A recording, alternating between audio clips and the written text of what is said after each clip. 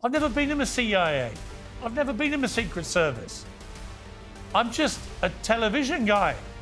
But I would know immediately that those two places are highly likely to be places a would-be assassin would choose to be.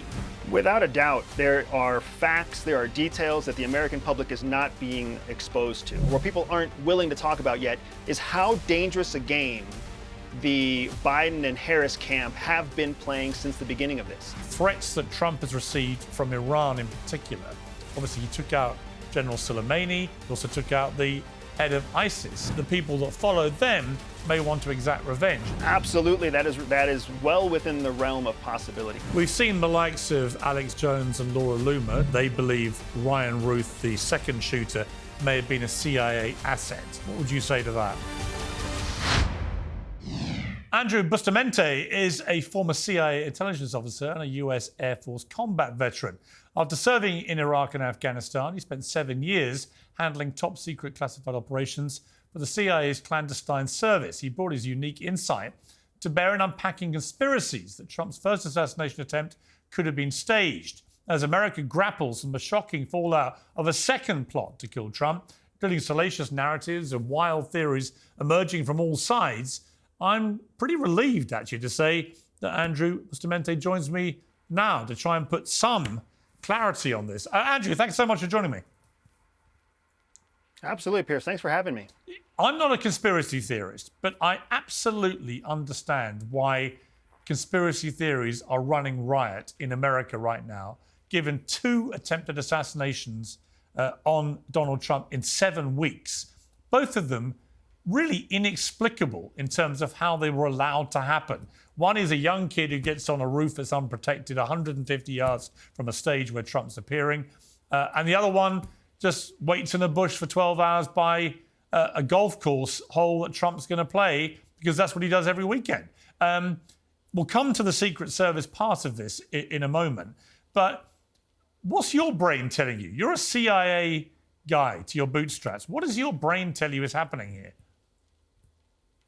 Yeah, it's a great question, because what you're seeing, not just in terms of the cadence or the frequency of these assault attempts, but also you're seeing an evolution in the quality or the premeditated intent of that shooting. So when you look at what happened in Butler, Pennsylvania, you had an individual shooter who was essentially planning for the shooting during the event, right? He actually had a scope during the event. He was walking around the crowds. He climbed up on a roof with no escape or no evacuation plan. He essentially either climbed up on that roof with the intent to shoot and then be killed, or he never once thought that he might be shot at upon his escape. So you can see the lack of intentionality, the lack of training, the lack of planning that went into that attempt.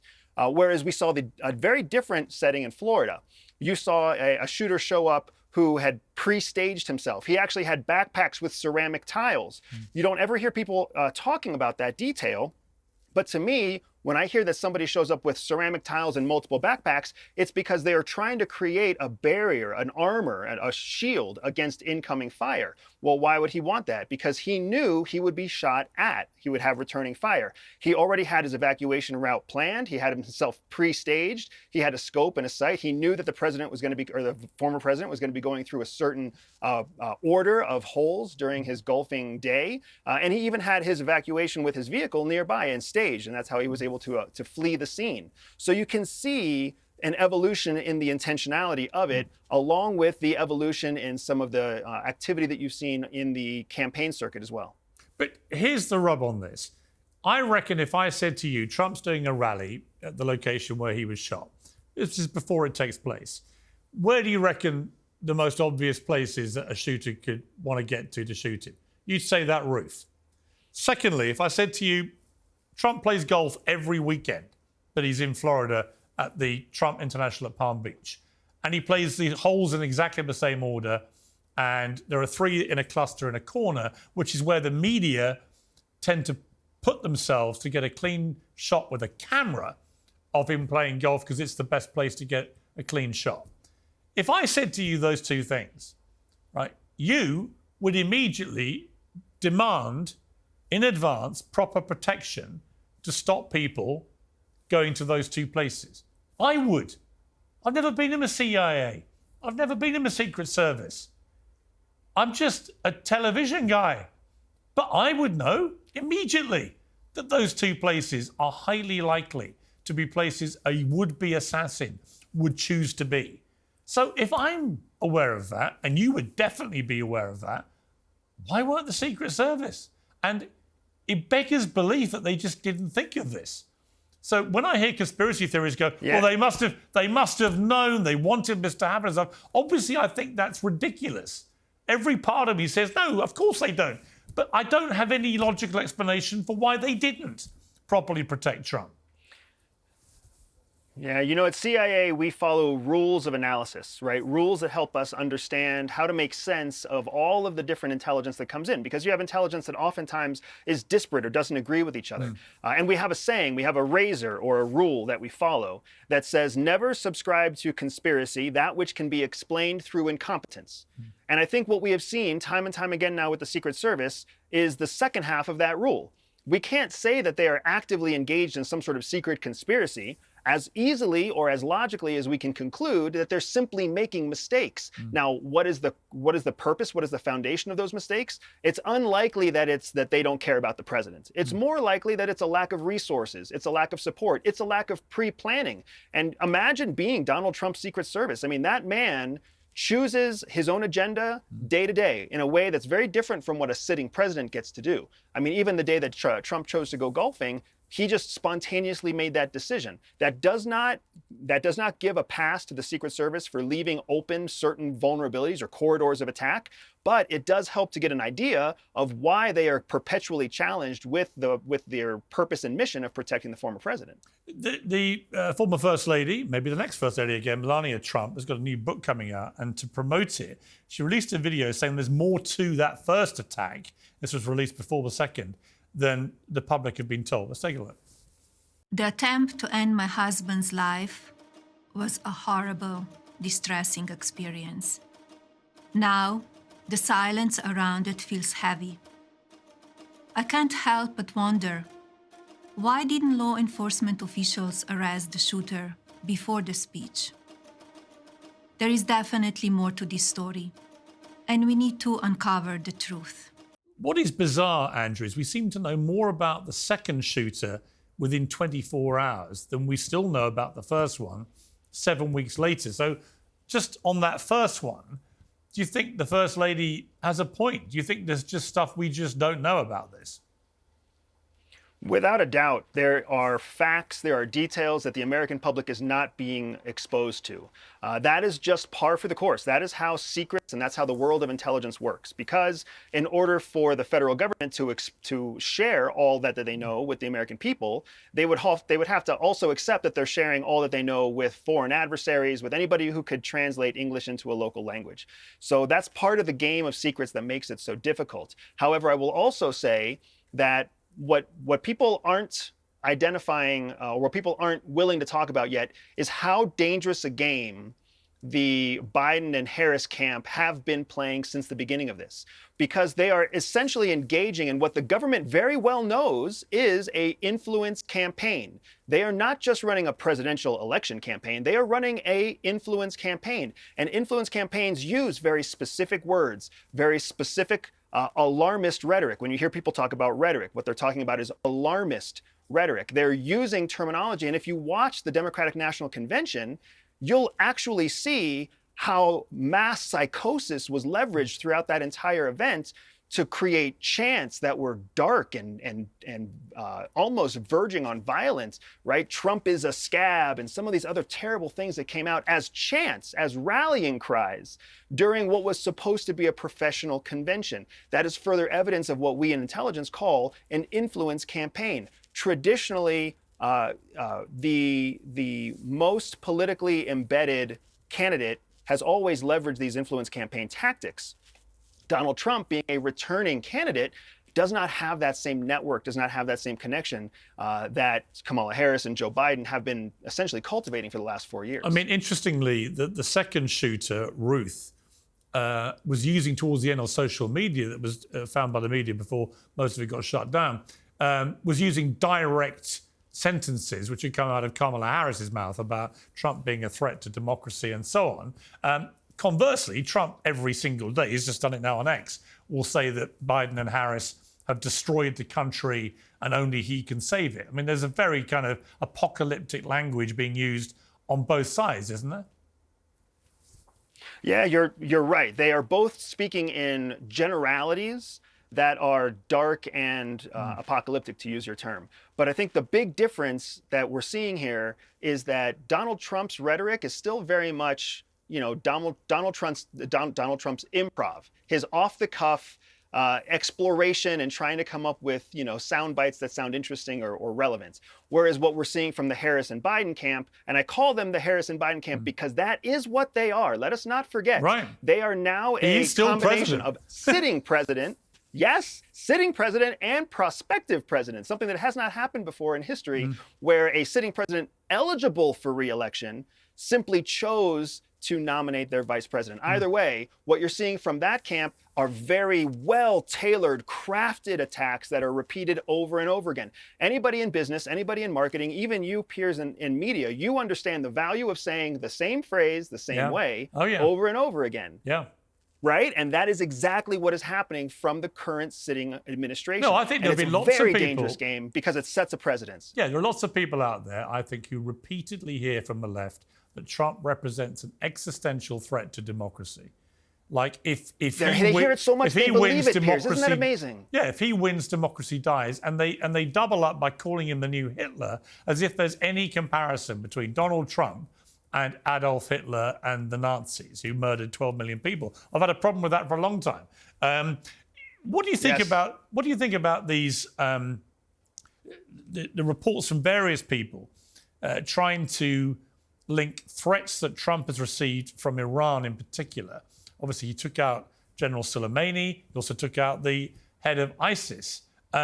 Very, very dangerous, bad people, but who you would imagine that the people that follow them may want to exact revenge. There is a theory that's been put out that the fact that the first shooter seems so clean in terms of no motive, no reason coming out, no social media really, that he could have been put there by somebody like a state like Iran or whatever. What do you think of that with your CIA hat on? Is that even remotely possible? Absolutely, that is well within the realm of possibility. The thing to understand about Iran is that, and really about Donald Trump and his relationship with Iran, because of the activities that he carried out when he was the sitting president, he has created a very clear target on his head because he fought and demonstrated the power of American intent in executing foreign policy that's in the best interest of democracy. That is why Iran still to this day has death threats on his head. They still invest in sending out teams to try to attack Donald Trump. He has a very active Secret Service team now, specifically because even though he hasn't been sitting president for 4 years, he is still a known hot target for the Iranian administration. That is exactly what it means to be a president, right? You execute on things that put you at risk. You carry out activities that you know will make enemies of you because you're doing the right thing for the people that you're trying to protect. That is part of the hard lessons of leadership. And under Barack Obama and under Joe Biden and under the prospective promises of Kamala Harris, they're trying to do the opposite. They're trying to make America friends with everybody. They're not trying to show our power and our might and our ability to unify through power. They're trying to say that we're just part of a larger community. I don't want to be part of a community with Iran that makes terrorism and sponsors terrorism around the world. I don't want to be part of a community with China that takes advantage of childhood labor and tries to force laws that force women to procreate to make more children. I don't want to be part of a global community that's led equally by crazy countries that don't understand true democracy or true leadership. I would rather be part of the strong arm of the United States that ensures that we have a very clear, strong, powerful leadership role in the world. We've seen the likes of Alex Jones and Laura Loomer, two people who I would not associate with the most reliable of information about pretty much anything, right down to what the weather's like. However, they are putting out today that they believe Ryan Routh, the second shooter, may have been a CIA asset. What would you say to that? Everything I've read about the second shooter shows that he would not make a good asset. When the CIA vets an individual to be an asset, they look for very specific things and very specific traits. And one of those traits is mental stability. They also look for people who are predictable and consistent over time because, unlike the movies would have you believe, true CIA officers and true CIA assets are so effective because they are secret. They're never discovered. They're never found. Right? True CIA officers get in, get the information, and get out without anyone ever knowing they were there. It's not like James Bond, right? So when I saw the second shooter and I see his history of inconsistency and his travel to and from Ukraine and his the fact that he literally just seems to parrot the party line of whatever's happening right now in the Democratic Party, it shows that that is not a person of mental stability, of consistency, of reliability that it would take to carry the kind of pressure and responsibility of being an asset. And I would not anticipate that CIA would come within 10 miles of an individual like that because they know that when he is compromised, when he does something stupid, like tries to shoot a president or former president on a golf course, that eventually that would come back to them. It's a term we call blowback. And the blowback on an asset like that would be so great, it simply doesn't make sense that CIA would spend any time or effort investing in him. There's a clip from Leon Panetta who spoke at the DNC, which I want to play and get your reaction to. Our warriors need a tough, cool-headed commander-in-chief to defend our democracy from tyrants and terrorists. We need Kamala Harris behind the resolute desk. Do we, Andrew? Or is Donald Trump in his very uniquely kind of blunt, bombastic, put his arm around the dictators, but also warn them style, which led to America not going to war with anyone in the 4 years that he ran the country, which was against all expectations. You know, I've often thought with Trump that he had a kind of weird but quite effective strategy on the foreign stage, whether it be Kim Jong-un or Vladimir Putin or President Xi or whatever it was, or taking on NATO and making them pay their dues, the NATO countries. You know, his kind of blunt style and the bromance style was oddly effective. So when you hear the former boss of the CIA, Leon Panetta, say that it has to be Kamala Harris because she's cool, calm, and collected, do you agree with that? I do not agree with Leon Panetta, and I'll tell you one very important thing to understand about the former boss of CIA. The head of CIA is an appointed position by the president. So when Panetta was the president or was the head of CIA, you have to look at who was the president who appointed him, right? They were very much part of a political umbrella that has to foster and grow them up. Plus, Leon Panetta is now vying for a position in the cabinet under a Harris administration, right? So you have to take all of that as a completely biased point of view, sitting on a biased stage, preaching to a biased audience, a message that was pre-canned, pre-approved, and pre-written specifically to get a reaction from the voting base of the Democratic Party. So I see all of that as absolute bathwater that should be thrown out the window because it's useless, it's worthless, it doesn't actually advance the message forward. In contrast to that, and to your point, Piers, Donald Trump was a oddly effective president, which is why people are so upset with him, because nobody can explain why he was effective. We don't know why. It didn't fit any of what we've seen effective. It didn't fit any of the model that we've seen developed over the last 50 years. But remember that the United States rose to preeminence after World War II. And we rose to preeminence because we had a very cold, pragmatic, practical, business-like approach to how we ran geopolitics. Ever since we've had this back and forth of families of elected candidates, right? The Bush family, the Clinton family, et cetera, et cetera. And we've seen this passing on of professional politicians. We've actually gotten away from practicality and we've gotten more into the world of ideology, which is exactly what drove that second shooter to camp out on the golf course and try to shoot President Trump, former President Trump. It was an ideology. He believed in this good and evil garbage that's being preached from the stage by our current sitting president and by our candidate to be, or our Democratic candidate, Kamala Harris. When you pull on people's ideology, it's like playing with children, right? You can ruin adults by teaching children the wrong ideology. And that's what is happening to our country overall. We are investing in these ideologies that are very dangerous instead of sticking to the pragmatic, cold-blooded facts that make us such an economic powerhouse. Any CEO out there understands the cold, harsh truth of business. Why is it that we have gotten away from the cold, harsh truth of politics in place of these ideological quips? Yeah, I completely agree. You were an undercover spy for 7 years. You don't look like the conventional James Bond type spy that we Brits in particular have grown used to. I don't know how many spies I've met because you're never quite sure, are you? But you certainly wouldn't fit the archetypal mold. What was it like being a spy? You know, it was some of the best years of my life, serving in the United States, being undercover, being ambiguously brown, which, Piers, you found a very nice way of saying that I'm just ambiguously brown. I appreciate that. Actually, it was more your hair, actually. It was more that I haven't seen many spies with your hair.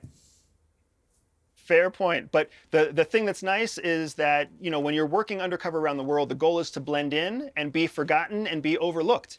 And brown people, especially brown people of a smaller stature like me, we can blend in and be forgotten very easily. It's much more difficult for a handsome, you know, Pierce Brosnan, Pierce Brosnan, yeah, that's his name, or other, Morgan. You know, James Bond, or or Piers Morgan, exactly. It's harder for a handsome Caucasian male to blend in around the world. And honestly, I don't know how often you've met MI6 officers yourself, Piers, but you know, MI6 has done a fantastic job of diversifying what their officer corps looks like so that they can play off of the embedded racism that is truly present all over the world outside of Western societies. We like to make a big deal and say that we are racist in the United States. We have a racial history in the United States, but there is truly active racism everywhere else in the world outside of Western democracies. Yeah, just to be clear, I wasn't actually talking about your ethnicity at all. I was talking about your hair, because you know, we have a thing of like, you know, Daniel Craig or Sean Connery or whatever. You're obviously not that kind of guy, but I completely. So I would imagine that the CIA, MI6 must be incredibly diverse in who they choose, because the whole point is they want you to disappear into the regular world. If you do stand out as all 6'3", you know, Sean Connery lookalikes, it's going to be a bit obvious. It's absolutely true. And what's funny is when you do get to meet some of the leading officers of other intelligence services, the Pakistani ISI, the Mossad with the Israelis, the Chinese MSS, oftentimes what they're looking for is your stereotypical, non-threatening American-looking person, right? So they're trying to find the most Caucasian people in their country to send to the United States so that they will blend in, understanding that a very Pakistani-looking Pakistani is going to stick out on the streets of Washington, D.C. How long would it take you to kill me with your bare hands? I would never kill you, Piers, but I would show you some tricks that could kill somebody. No, but in if just a matter you of seconds. really needed to, if you discovered I was a terrorist and you had to kill me, how long would it take you? Oh man, if I discovered that you were a terrorist, I wouldn't want to kill you. What I'd want to do is incapacitate you. That would take about 70 seconds, and then take you somewhere where we could quietly debrief you to get all of your secrets before we just made you disappear. You said that your time in the CIA was a whirlwind of chasing bad guys and shutting down terrorist plots. Is that the reality then? It really is everything we assume it is. It's so much better than what you think it is, to be honest. What media and what Hollywood have done with espionage is they've watered it down to make it flash, bang, and fancy. In reality, you know, undercover officers, they go operation to operation, executing 2 to 3 operations a week. It's always on the cutting edge of what is needed to keep America safe, because CIA is known as an agency of last resort, which means every other federal agency has tried and failed, and that's the only reason CIA gets called in. So when you are that agency of last resort and there's so much work for you to do, you really do end up jumping plane to hotel to terrorist to plane to hotel to human trafficker, plane to hotel to weapons smuggler, plane to hotel to guerrilla war lord. It's incredible the amount of diversity and excitement that you get to have, and it's very real, unlike it is in the movies, where you're never discovered, you're never caught, and you get to make decisions that literally change the fate of history. What was the closest you came to death? It's actually the topic of a book I'm trying to get approved by CIA right now. It's been about a 3-year process, but I was serving in East Asia against a preeminent geopolitical threat that we have out there. And they discovered that I was present. They discovered that I was in their country, and they sent a team to find me, and I had to escape using the skills that CIA taught me. It's such a sensitive and current story that CIA has consistently rejected to let me tell it. But I am fighting them. In fact, I'm actually due in Langley next week to sit with their review council, their review board, to try to get formal permission to share that story. And I'm happy to come share it with you as soon as I get that permission. I would love that. Fascinatingly, and this probably goes to your people skills, you managed to carry out a lot of this undercover work with your wife in a tandem operative scenario, your wife, Jihi. How did that happen? Yeah, that's actually, you're exactly right. Part of it's because my wife is smarter than me. She is more likable than me. She is an amazing human being with an anxiety disorder, which also helped her because it made her naturally paranoid about all the threats around us.